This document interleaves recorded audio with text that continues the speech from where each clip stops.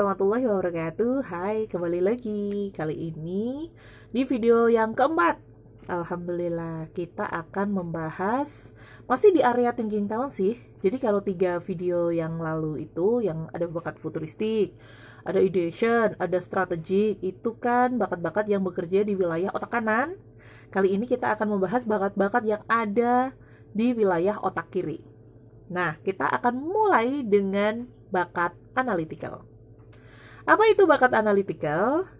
Jadi bakat ini yang mendorong seseorang untuk berpikir logis, kritis, sehingga mereka mampu mencari sebab akibat dari sebuah peristiwa atau sesuatu yang sedang terjadi, gitu ya.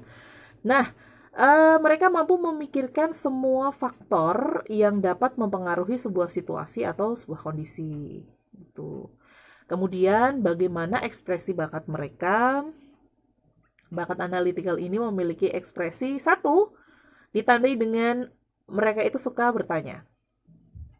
Jadi karena kebutuhannya adalah untuk mendapatkan kejelasan, membutuhkan data yang pasti gitu ya, yang valid banget. Jadi mereka tidak akan bertanya sampai sedetail mungkin. Mungkin bagi seseorang sih rasanya agak kurang nyaman ya kalau kita terlalu ditanya sampai mendetail. Tapi bagi orang analytical, mereka menjadi sebuah kebutuhan gitu untuk mencari sesuatu yang valid. Makanya mereka harus mendapatkan jawaban hingga sedetail mungkin, informasi selengkap mungkin gitu. Kemudian mereka ini cenderung lebih fokus kepada apa yang sedang dibicarakan, apalagi kalau itu menyangkut dengan informasi-informasi, data atau fakta daripada siapa yang membicarakan. Dengan siapapun mereka bicara, mereka akan langsung nyambung ketika yang dibicarakan itu adalah data, gitu.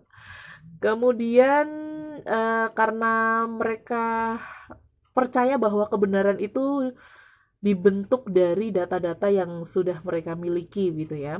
Mereka mempersepsikan suatu kebenaran, mereka membuat asumsi berdasarkan informasi atau data yang mereka kumpulkan dan mereka olah lalu disimpulkan, maka mereka sangat menyukai data yang terukur gitu.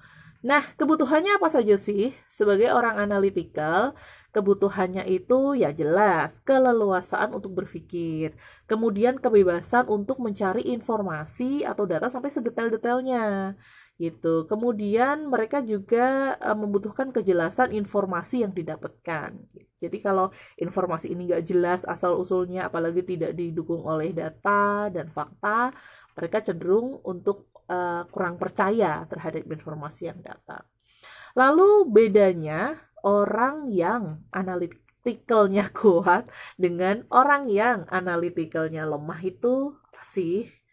Gitu.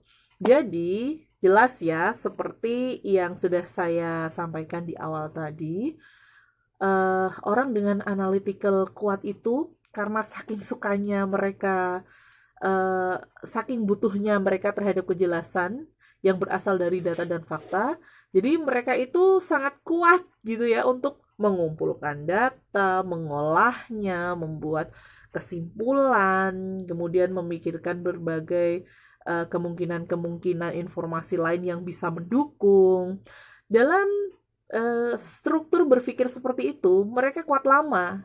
Ini berkebalikan dengan orang yang memiliki analytical rendah, gitu ya. Jadi untuk hal-hal, bagian-bagian berpikir yang membutuhkan olah data, kemudian hitung-hitungan, memperkirakan gitu, mereka tidak kuat lama dengan aktivitas-aktivitas berpikir seperti itu. Gitu. Nah, kemudian kira-kira bakat analytical ini jika bersanding dengan bakat-bakat yang lainnya akan menghasilkan potensi kekuatan apa sih? Nah, ini yang menarik ternyata di dalam 30 potensi kekuatan yang ada, bakat analytical ini setidaknya berada di bisa menjadi 9 potensi kekuatan. Ini cukup banyak ya. Yang pertama itu jelas ada analis gitu. Seorang yang senang menganalisa gitu. Itu ya berasal dari bakat analytical jelas. Kemudian seorang desainer. Jika bakat analytical ini bersanding atau bertemu dengan bakat ideation, maka lahirlah potensi kekuatan desainer. Adalah tipe kekuatan evaluator. Jika bakat analytical ini bersanding dengan bakat deliberatif dan juga konsistensi. Selanjutnya ada potensi kekuatan explorer. Jika bakat analytical bertemu dengan bakat input dan juga bakat learner. Kemudian ada interpreter. Jika analytical, kemudian bertemu dengan bakat intellection dan juga communication. Ada restorer juga. Analytical disandingkan dengan restoratif, jadinya potensi kekuatan restorer. Bagaimana kalau analytical ini bersanding dengan strategic dan juga self-assurance? Maka akan lahir potensi kekuatan strategis. Kemudian ada synthesizer, ini ada analytical, arranger, disiplin gitu. Dan yang terakhir ada tracery. Jika analytical ini bergabung dengan bakat deliberatif dan juga disiplin. Nah, lalu peran atau profesi apa saja sih yang membutuhkan bakat analytical? Lumayan banyak juga ya. Saya sebutkan beberapa, itu ada analis, jelas ya. Kemudian ada orang-orang yang bekerja di bidang research atau riset gitu ya.